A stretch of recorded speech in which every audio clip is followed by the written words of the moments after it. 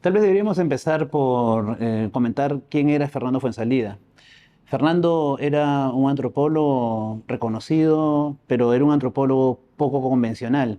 Es decir, él no se adecuaba completamente, digamos, como que a las formalidades del mundo académico. Eso era raro en los tiempos en los que él trabajaba en la universidad. Él empieza en los años 70 en la Universidad Católica, luego en San Marcos también. Yo me encuentro con él en los años 80, fines de los años 80, y sin duda era un profesor bastante poco convencional. Por ejemplo, no tomaba asistencia, llegaba, empezaba a hablar y luego se extendía hasta el final. En esa época se podía fumar en clase, fumaba en clase, pero fundamentalmente era una persona que estimulaba la reflexión crítica. Él tenía su discurso muy elaborado, siempre muy claro, casi hablaba como si estuviera redactando, pero también generaba reacción en nosotros, los estudiantes, al menos así lo percibí yo, con ideas distintas, perspectivas muy diferentes, estimulantes. El tiempo se pasaba volando, pero le costaba ceñirse a lo que luego sería en el mundo académico una cierta rigidez en la forma en que se imparte la enseñanza.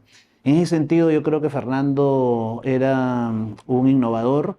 Le interesaba sobre todo explorar no solamente aspectos racionales de los fenómenos sociales, sino que también le interesaba cómo es que dentro de las personas se construía un mundo interno, simbólico, real, potente, experiencial.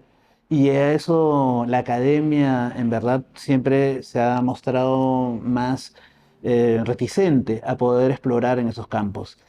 Él era un buscador. Yo lo definiría como un explorador, alguien que buscaba permanentemente a su alrededor conocimiento.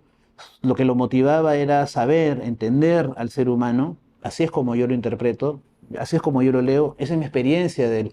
Y en esa búsqueda no era necesariamente algo que se hacía en clase, no era algo que nosotros compartíamos afuera de las aulas, en las cafeterías, en los alrededores de la universidad, en su propia casa, en donde él recibía a personas para poder conversar sobre ideas, para poder conversar sobre películas, para poder conversar sobre series y en conjunto poder ir como que explorando qué estaba pasando en el mundo de hoy.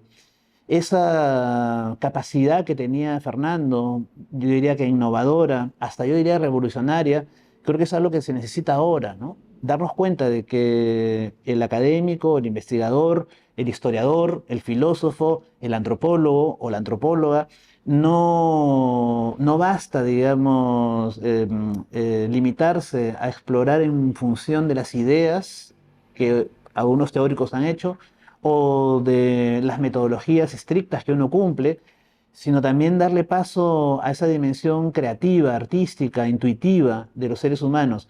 No sé cómo se combina eso, honestamente, pero Fernando, ese explorador, ese buscador, creo que lo hacía, nos ayudaba a poderlo conseguir.